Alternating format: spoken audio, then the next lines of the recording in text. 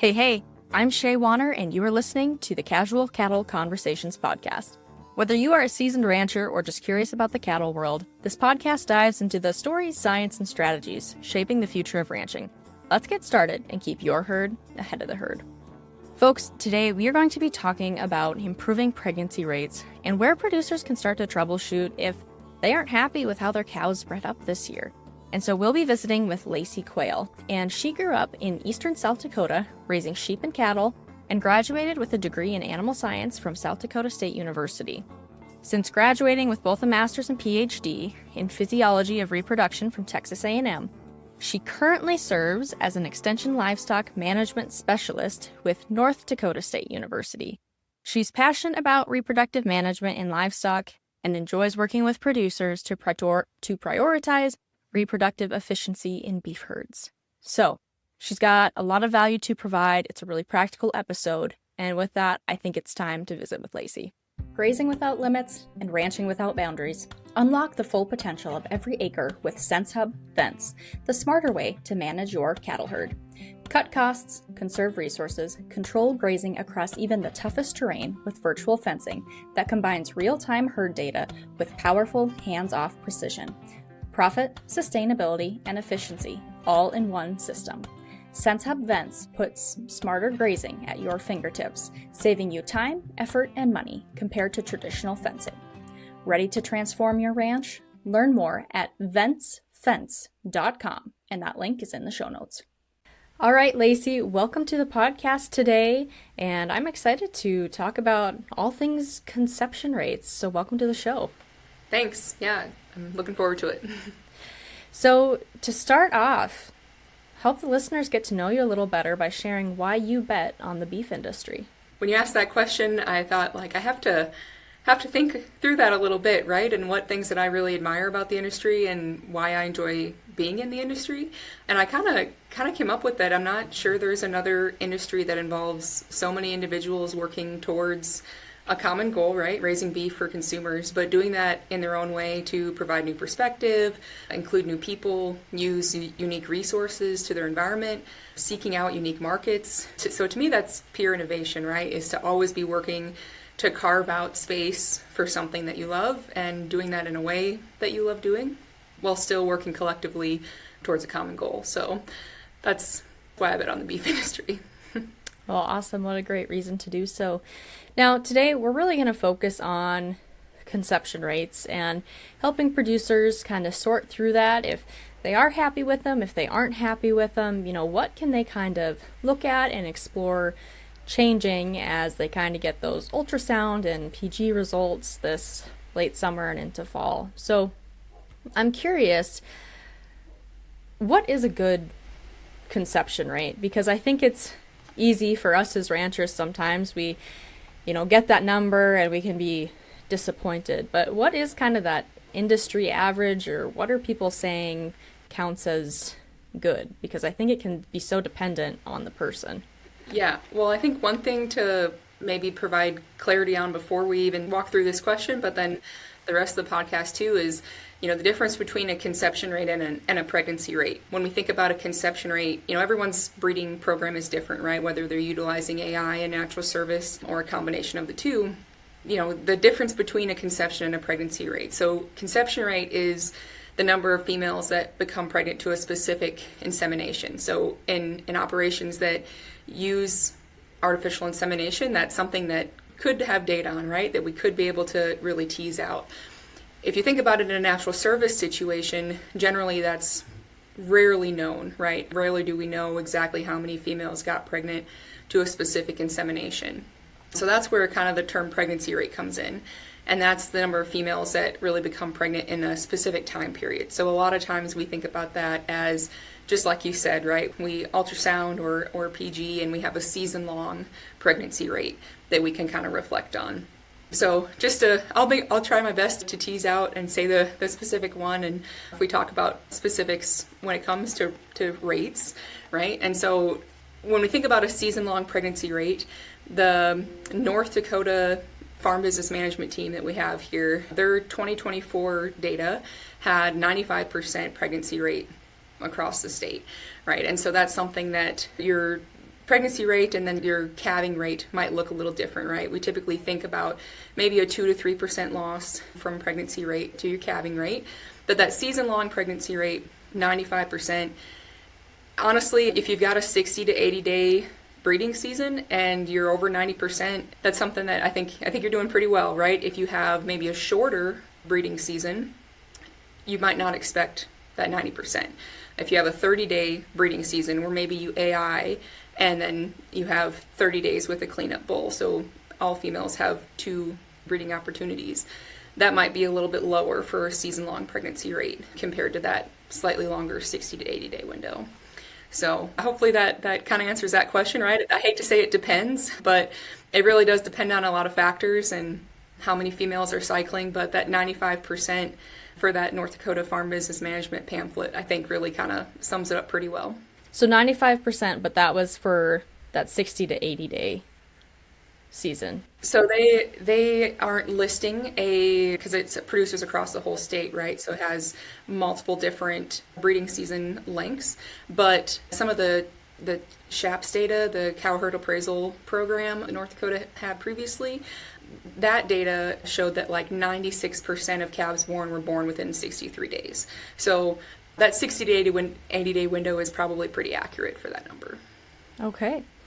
So say producers are getting those results back and they're not happy with whatever rate it is, if that is that, even if they're not happy with 95%, I think most producers would be, but whatever it is, where should they start? I mean, what are some of those factors we can dive into to help producers understand, hey, it didn't have the breed up I wanted, what can I change for next year?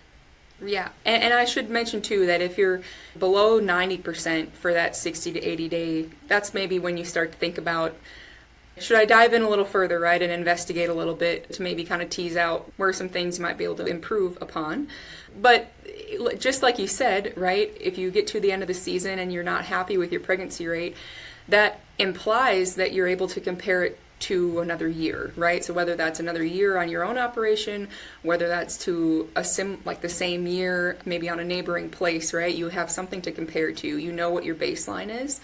And that kind of leads me right into what I kind of hound on for anything with beef production, but especially in reproduction, is that we need to have herd records, right? And not just on the pregnancy rates at the end of the breeding season, but with those smaller details too. So that gives us kind of a foundation to fall back on when we do want to start investigating some of these things, right? So it's human nature to want a black and white answer of, it's got to be that I had an infertile sire or it was really hot after we AI'd. And those are definitely instances that are going to impact pregnancy rates. But it's not always something that's that obvious, right? And so having those herd records to really dig out some of those under the radar things that could still very much be impacting profitability. So I like to pose it as questions, right? So we have these herd records, but pose it as questions for producers to try to look for patterns, right, in their herd. So did you see breeding activity? Did you see breeding activity at the front of the breeding season or more towards the end of the breeding season? That can kind of give you an indication maybe of cyclicity and when those females are cycling. It also gives you an indication of bull libido and bull breeding behavior. But, some other questions you might think about are the majority of your open cows, were they of a certain management group or were they in a specific pasture? Were they of a certain age? None of these questions that I'm asking here are able to be answered without herd management records, right? And so we dread the labor of taking those sometimes, especially during busy seasons like calving season and breeding season, but being able to have them to look back on and having reliable and accurate records can really pay dividends when we start to tease out situations like these.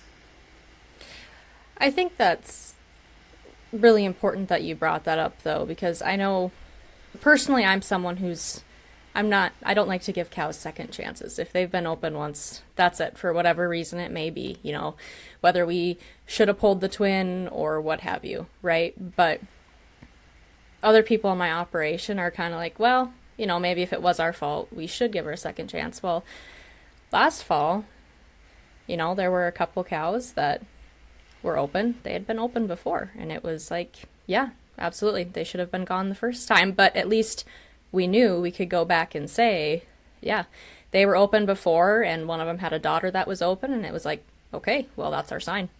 Yep. And I think that brings up a really good point kind of too. I didn't mention that one of the questions of are your open cows, are they maybe the thinner ones, right? Or is that kind of a group that kind of stands out when you get your pregnancy results back? And just like you mentioned, right, knowing which cows are open year after year, it gives you a chance to weigh that opportunity cost, right? So especially with cows that maybe are thinner, are they consistently harder to maintain condition on to the point where, yeah, they're going to be open multiple times potentially, right? So exactly what you said, being able to know individual cows and how they're performing goes a long way. Well, and keeping herd records is getting simpler. I mean, most companies are at least having some form of an app where you can easily enter stuff on your phone, and then maybe you have more capabilities on like a website platform, whatever it may be. But there's a lot of different ways to make it easier these days. Exactly. And I think in general, it can only...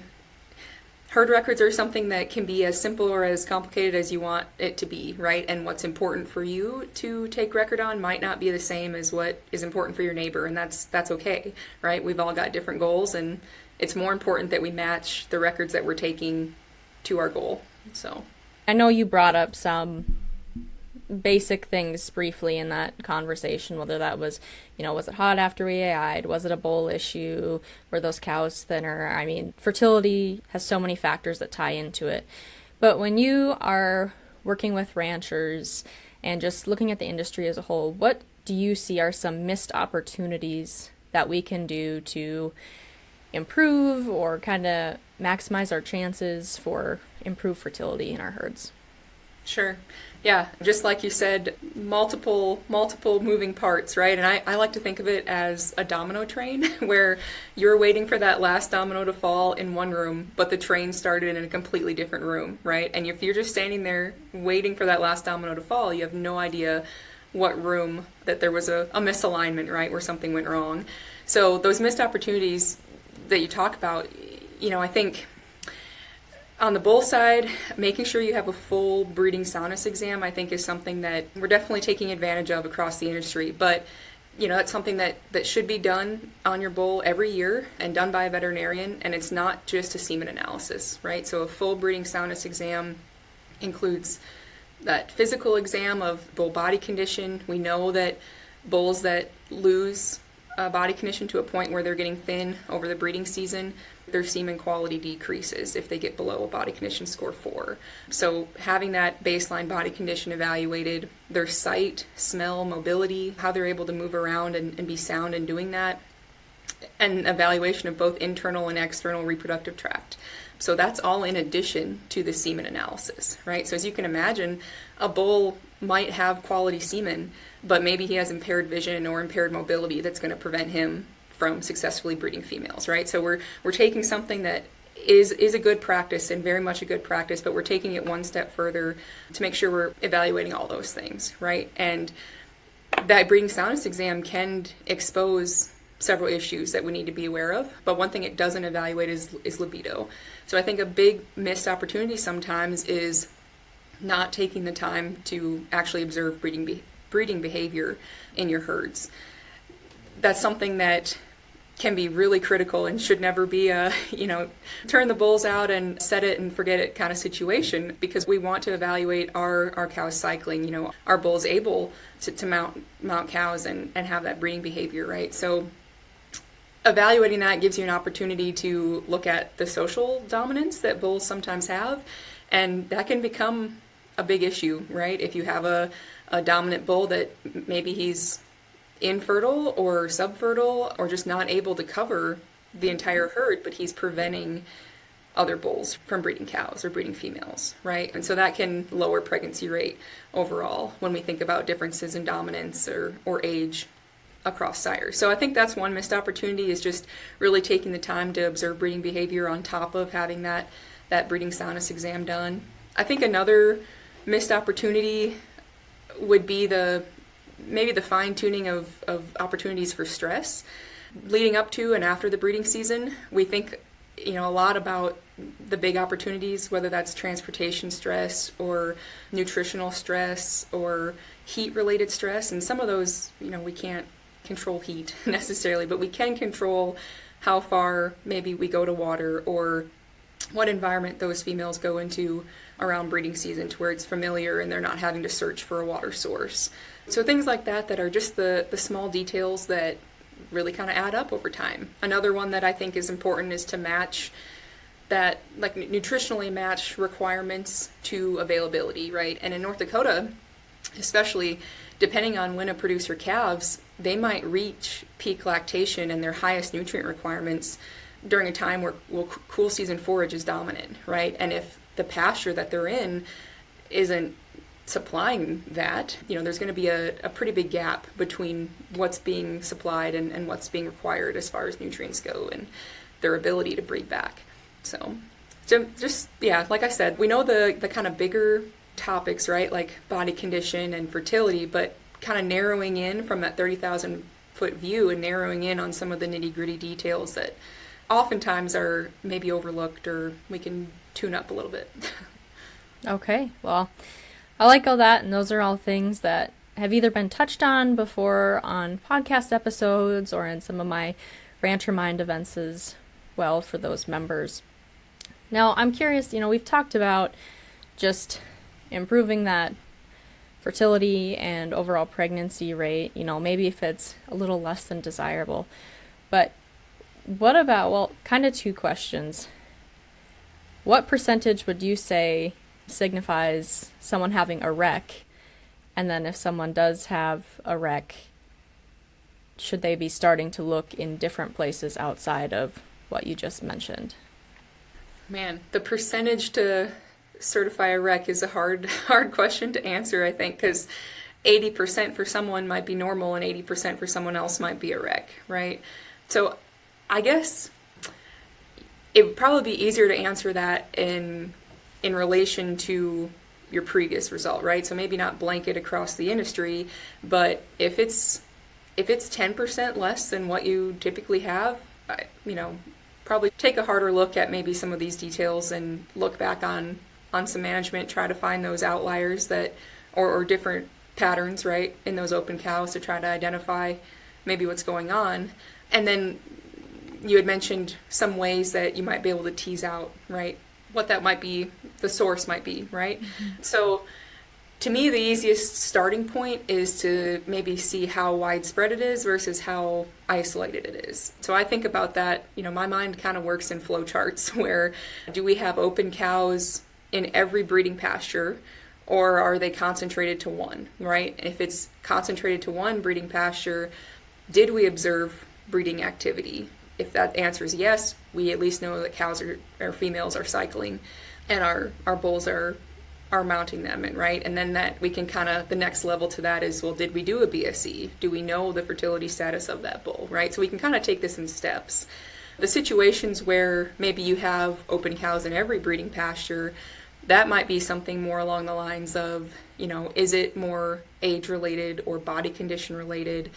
Those first calf heifers that are trying to raise their first calf are notoriously those females that do come up open, right? We know that they have lower pregnancy rates kind of as a general rule, just because they're still growing and raising a calf and lactating all at the same time. So those kind of more across the whole entire herd, those are harder to pick apart because it might just be you did have some heat stress, but some animals are more susceptible to that than others, right? And it's not easy for us to pick apart those types of things. So late calvers is another one, right? So if you have females in every breeding pasture that come up open, but you start to dig further and you start to notice that, well, they all tended to calve late last year. That tries to answer some of that question because they maybe weren't cycling at the start of the breeding season and they just never had an opportunity to get pregnant. So I appreciate, you talking about, your mind works in a flow chart and how you kind of start and how you work through that process. Lacey, one thing we haven't touched on is disease. And what would maybe be some signs that producers should maybe consult with their vet, or maybe they need to change their pre-breeding vaccines, or just any signs or symptoms that they should be aware of that maybe there is something going through their herd? So I think consulting with a vet, regardless of maybe the percentage of pregnancy rate that you have, right? If it's something you're concerned about, absolutely, a veterinarian's a great resource to talk through that with. They're going to be your best resource when it comes to vaccination protocols and thinking through what you need to protect your herd from, right? I think maybe the type of records that you should be aware of when you go to your vet to talk through some of this is, are we having maybe like differences between our pregnancy rate, right? So at preg check time versus our calving rate, right? If those are wildly different, that's something to definitely bring to your veterinarian, or to, make note of and bring up to your veterinarian.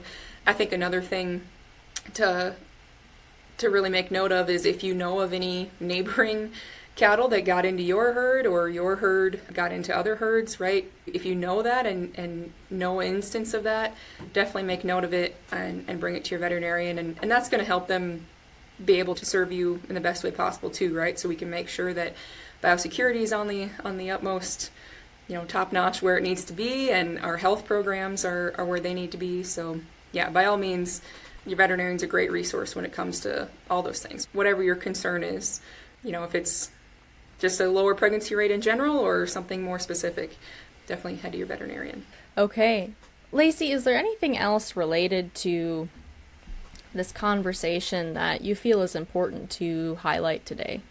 I think we touched on it a little bit, but the social dominance aspect of bulls, I think, is, I don't necessarily want to say it gets overlooked, because, we are aware of it, but I think it's just something that we can really work to, we can put breeding groups together. If we know we're in a multi-sire pasture, we can put those together before the breeding season to try to avoid any injury or any kind of dominance issues that could prevent lower pregnancy rates, right? That's something that I know we talked about, right? But bull libido and those social dominance things we can only know them by observing our bulls, right, and their breeding behavior.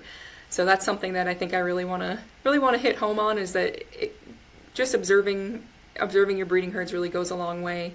But if there's ever any question on some of these different management aspects, or I'm always happy to take phone calls and talk through what I can, or maybe just even spark a question of, oh, I didn't think about that. Do I have records on that? Can I go back and answer that question? So, yeah, nutrition is huge in the females, right? We mentioned that too. Keeping females in adequate body condition so that they go into the breeding season in adequate body condition is going to go a long way to adequate pregnancy rates too. I think another thing to think about when we want an overall pregnancy rate, but we also should start to look at how many calves are born, or how many cows become pregnant early in that breeding season. That'll give you an opportunity to kind of evaluate cyclicity status, right? If cows are starting to cycle at the beginning of your breeding season, or are they later, right? So that's one other thing that I think can be really helpful as we improve profitability, as we improve productivity in herds, is just really taking a closer look at when cows are getting pregnant, and not just if they're getting pregnant overall, right? So taking it one step further.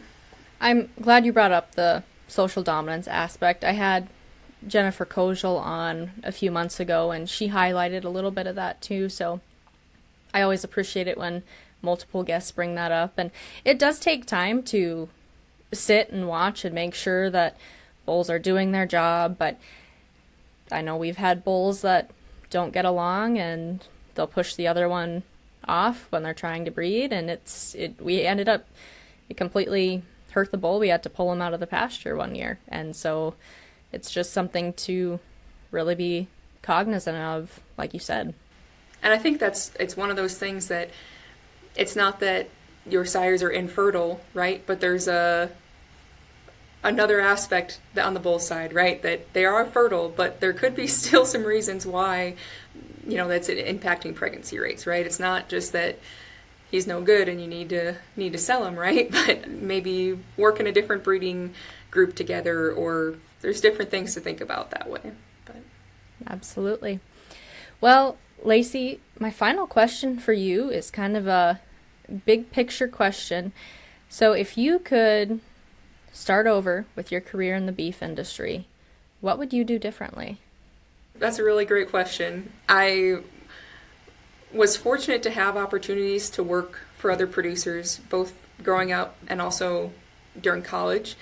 But I wish I would have maybe been a little bit more aggressive to seek out those types of opportunities and not have been afraid to make them more than, a month-long internship, or, really kind of dive in deeper to different production operations and get to experience that even more than I did. I was fortunate to have experiences like that. But there's something that I have been one of the highlights of my career, I guess you'd say, is to be able to just, they've made me more well-rounded and be able to relate to people more as you learn different operations, and that's been especially helpful in my position today. So I would say that would be one thing. I'd also wish that I would have, whether it was courses or work opportunities or whatever it might be, to really work in that farm business management piece earlier than I did. I had a project during my PhD that did combine some economics with reproductive physiology, which I absolutely loved. And I kind of wish I would have investigated that interest a little bit sooner, because it's something that I think is really helpful, right? Economics is a part of everything, and I do really enjoy that aspect. So Awesome. Well, if anyone is interested in any of the resources that were mentioned in today's podcast episode, those will be down below in the descriptions or the show notes, whatever you'd like to call them. So be sure to check that out for any resources there. Lacey, thank you for joining us today and sharing your knowledge and expertise. I really appreciate it. I think we all know how important this topic is. And folks, remember, the best way to support this podcast and all your other favorite podcasts is to leave a rating or review, and better yet, share it with a friend who would find this information valuable. But with that, happy ranching, folks.